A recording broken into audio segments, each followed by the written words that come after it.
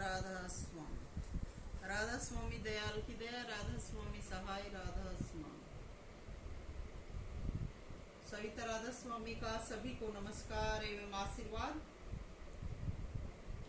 वैसे तो मेरी तबीयत थोड़ी डाउन है, पर मालिक का काम है। आइए आज हम हरियाणा के परम संत ताराचंद जी का जिक्र करते हैं। उनका जन्म दिवस अब नजदीक आ रहा है। वैसे अब ताराचंद जी के कोई अनुयायी तो धरा पर नहीं रहे, उनका ज्ञान अब धरा पर लुप्त सा हो गया है। लेकिन मैंने उनकी किताब पढ़ी थी, उनकी वीडियो कैसेट भी सुनी थी, तो मैं उनके जीवन से बहुत इम्प्रेसिव हूँ। उनका जीवन मेरे जीवन से मिलता जुलता है, मगर मैं लड़की होने की वजह से उनकी तरह नहीं जी पाई, या फिर ये कहिए कि मालिक की मौज ही इस तरह से थी। उनके धरा पर इतने करीब होते हुए भी उनका ना मिलना एक संयोग ही था, जो अब जीवन में चेताता व याद दिलाता रहता है।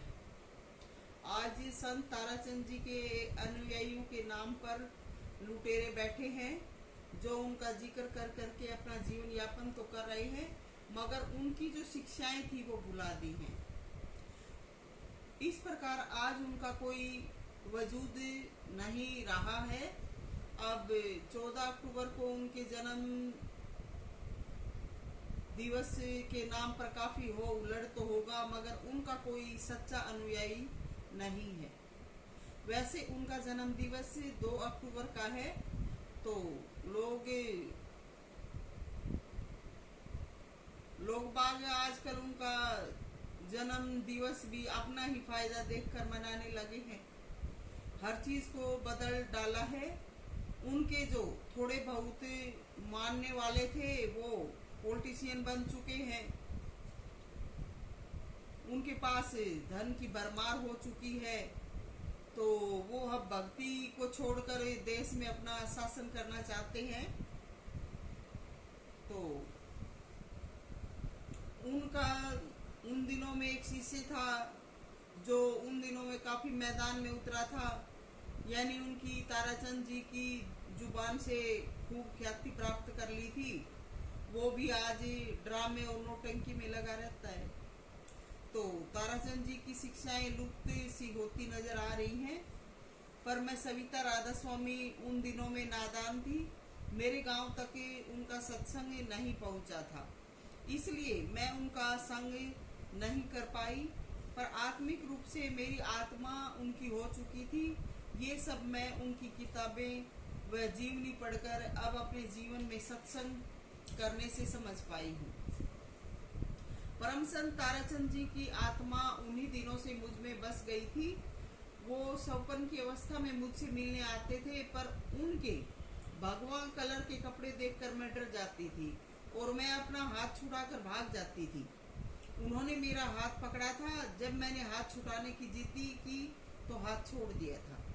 ये एक ही सौपन मेरे साथ 8-9 बार घटा। 8-9 बार मेरे साथ सौपन में यही बात हुई। तो एक सौपन का बार बार इस तरह से आना सौपन तो नहीं, ये मालिक की मौज थी। वो नींद की अवस्था में मुझे जगाते थे। उसके बाद उन्होंने मुझे कुछ नहीं कहा, पर मेरे जीवन में किसी भी चीज की कसर नहीं छोड़ी। तो अब जब वो मेरे पास आए थे, मैंने उनकी बात नहीं मानी थी, पर उन्होंने मेरी परीक्षा ली थी, इसलिए उनका ये कर्ज व भार मेरे सिर है। मैं उनके चरण कमलों में नतमस्तक हूँ कि उन्होंने मेरी तरफ हाथ बढ़ाया था, पर मेरे दिल में दुख व पश्चाताप नहीं है, क्योंकि मैं उन दिनों में 14-15 साल की थी, कुछ भी नहीं जानती थी। आज की तरह से सत्संग का प्रचार व प्रसार भी उन दिनों में नहीं था। उन्होंने मेरे जीवन से शिक्षा ली। ताराचंद जी उन दिनों में मेहनत कश जीवन नहीं जीते थे। बाद में उन्होंने मांग कर खाना छोड़ दिया था। मेरे जीवन की हर बात उनके जीवन से मेल खाती है। पक्षियों को चुगा डालना, माता पिता की सेवा करना, सभी घर के काम करना। उनके पास मोर भी आते थे, वो अपने हाथों से मोरों को चुगा डालते थे। मैं भी अपनी छत पर बैठी पढ़ती थी, मोर नहीं आते थे, मेरे पास आकर नाचते रहते थे। मैं जब तक पढ़ती वो नाचते रहते, मैं उठ के चलती तो वो साइड में हो जाते और फिर चुगा चुग कर चले जाते। डेली ऐसा होता था। मैं मोर के पंख लेना चाहती थी, लोग गांव की बनी में जाकर पंख लाते थे और अपने घरों में सजाते थे। मैं देखती थी कि मुझे भी ऐसे ही पंख मिले, तो मोरनी छत पर आकर नाचते, फिर उनके पंख गिरते तो छत पर ही पंख उपलब्ध हो जाते। मैं उन पंखों से खेलती थी। तो ताराचंद जी की ये मोर की बात जब पढ़ी तो मैं रो उठी कि वो भी मोर से प्यार करते थे। उनकी आत्मा में मेरी याद रहती थी। मैं भी 4-5 साल की काम में लगी थी। मैंने भी अपने जीवन में मेहनत करके खाया है। माता पिता मिले थे, उनकी सेवा भी की, लेकिन मेहनत बहुत की जीवन में।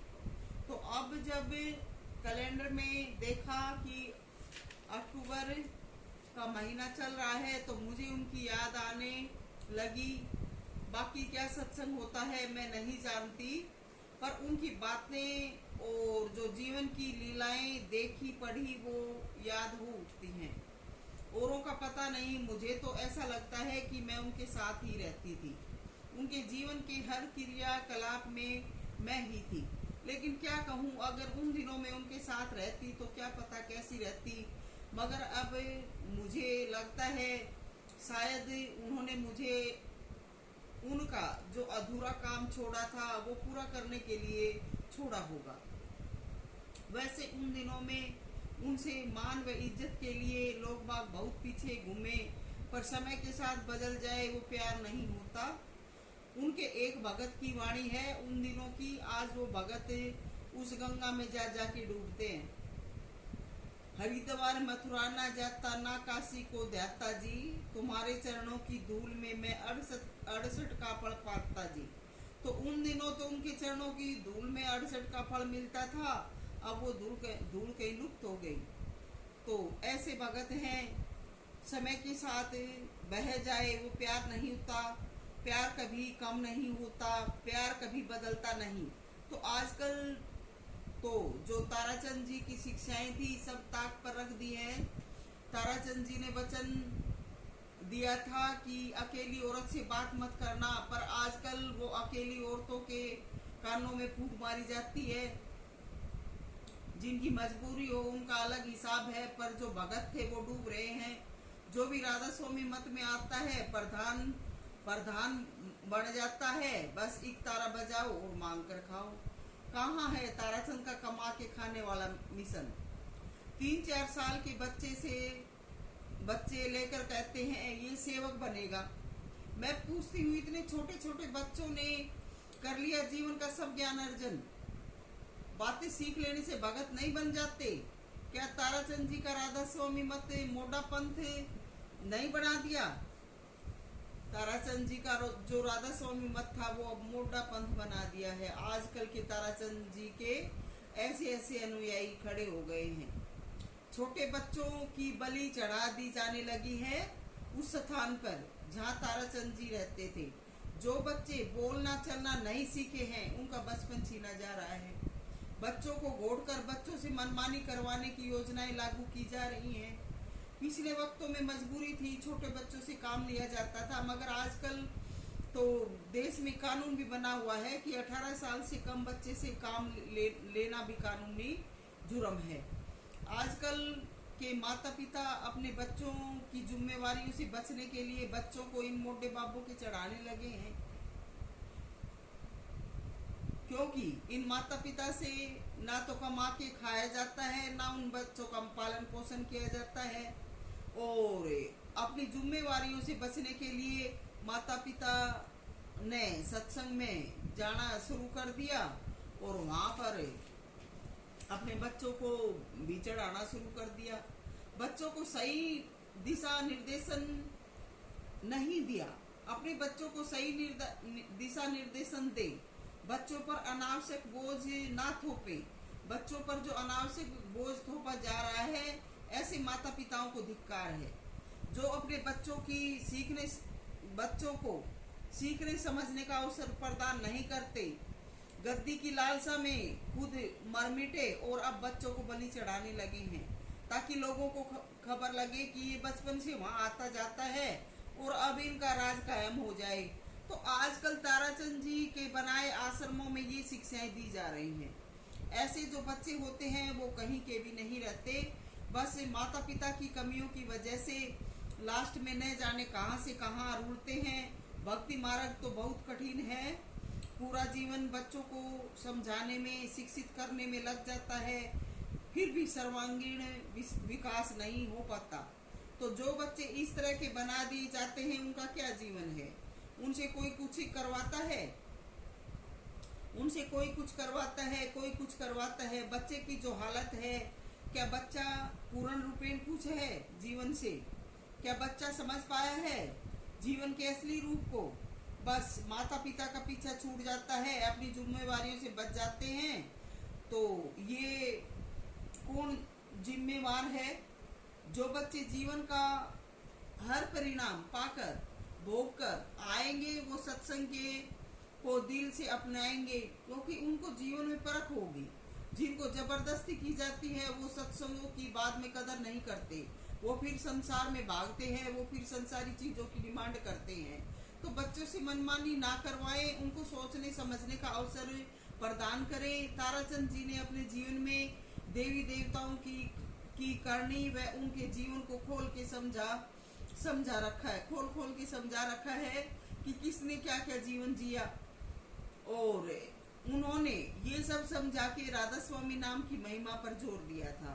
मगर आज कल ताराचंद के भक्त जो थे, वो शिवलिंगों पर माथा फुड़वाते हैं, कहीं अपने कर्मों को कटवाने के लिए गंगा में जाके डूबते हैं क्या? तो वो राधा स्वामी नाम से जो मुक्ति और जो कर्म काटे जाते थे, क्या अब वो कर्म नहीं कटते हैं? तो मैं पूछती हूँ, आज कौन ताराचंद का हितैषी है? सब मतलब के यार थे। जब ताराचंद जी देह में थे, उनके पास खाने पीने का अच्छा था, तो खूब उनके प्रशंसक बने रहे।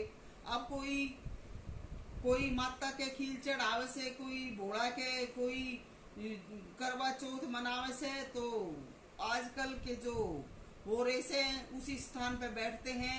और ताराचंद ने जो राधा स्वामी नाम में का प्रचार किया था, राधा स्वामी नाम का जो रुका दिया था, आज वो लुप्त सब हो गया है। आजकल जहाँ भी देखते हैं, हर सत्संग में, वीडियो पर सिर्फ नाम राधा स्वामी का लिया जाता है, चीजें दूसरी ही गाई जाती हैं। तो मैं ये कहती हूँ, ये इनकी भक्ति है। ऐसे ठगों से अकेला रहना ही अच्छा है। ताराचंद रूखे मार के मर गया कि मेरी इज्जत का ख्याल रखना मेरी माई भाइयों, लेकिन उन्हीं माई भाइयों ने आज जो डांस कर रखे हैं वो हम ही देखते हैं। पर ये बातें उनके जन्मदिन की वजह से याद हो आई हैं। तो कहाँ के सत्संग, ऐसे परिवेश में जीवन जीना ही कठिन हो रहा है। ऐसी बातें हैं जो लिखूं तो हमारे ओठों पर चुप्पी लगती है। सच्ची होने की वजह से बोलती हूँ। मैं सविता राधा स्वामी तो नाम की कार्रवाई भी आगे नहीं बढ़ा रही, क्योंकि ताराचंद जी के वक्त में लोगों में भोलापन था, तो जो नाम वो देते थे वो सही था। मगर अब नाम के नियम की वजह से कुछ शांति है, पर नाम की वजह से जीवन का सही हाल नहीं। ताराचंद जी ने जो नाम दिया था, उससे आज के समय में जीवन सुचारू रूप से नहीं चल रहा है। जीवन का दुख कम नहीं हो रहा है। नाम में समय व जीवन को देखते हुए कुछ तब्दीली होनी थी, पर इन शरारती तत्वों की वजह से नाम का सही तरीका नहीं दिया जा रहा। इसी वजह से असंतोष व अशांति बनी हुई है। अगर संगत ने अपना कल्याण करवाना है तो सही रुख अपनाए, नहीं तो आते रहो, जाते रहो, फंसे रहो मन के जाल में। जो नाम ताराचंद जी ने दिया था वो उन दिनों में उनके जीवन के मुताबिक था। उससे अब रूह की कार्रवाई नहीं हो पा रही। तो ऐसा मैं सविता राधा स्वामी उनकी आभारी हूँ कि उन्होंने जो मेहनत का जीवन जिया, उससे कुल मालिक राधा स्वामी दयाल की मौज उनके शरीर में ठहरे। देर रूप से वो भी परेशानी में जिए, ये आम संगति के जानने का तथ्य नहीं है। तो जो रूहें उनके साथ लगी वो जीवन में हर्षोल्लास से पाई, मगर उनकी आत्मिक उन्नति नहीं हो पाई। इसी वजह से सभी के जीवन में आपदाएं विपदाएं आई हुई है, रोग निवारण नहीं हो पा रहा है, मगर उनकी करनी के आगे नतमस्तक है हम कि उन्होंने करनी की थी। तो उनके जन्म दिवस पर सभी उनके जीवन सुझावों पर चले, उनकी कीर्ति सदा रहे, ऐसा हम अपने आप को बनाए। लेखनी से वर्णन असंभव है, तो उनकी याद में जो कुछ कहा है उससे साधक जन प्रेरणा पाएंगे, वे अपने आप में सुधार करेंगे। सविता मोजाधीन राधा स्वामी।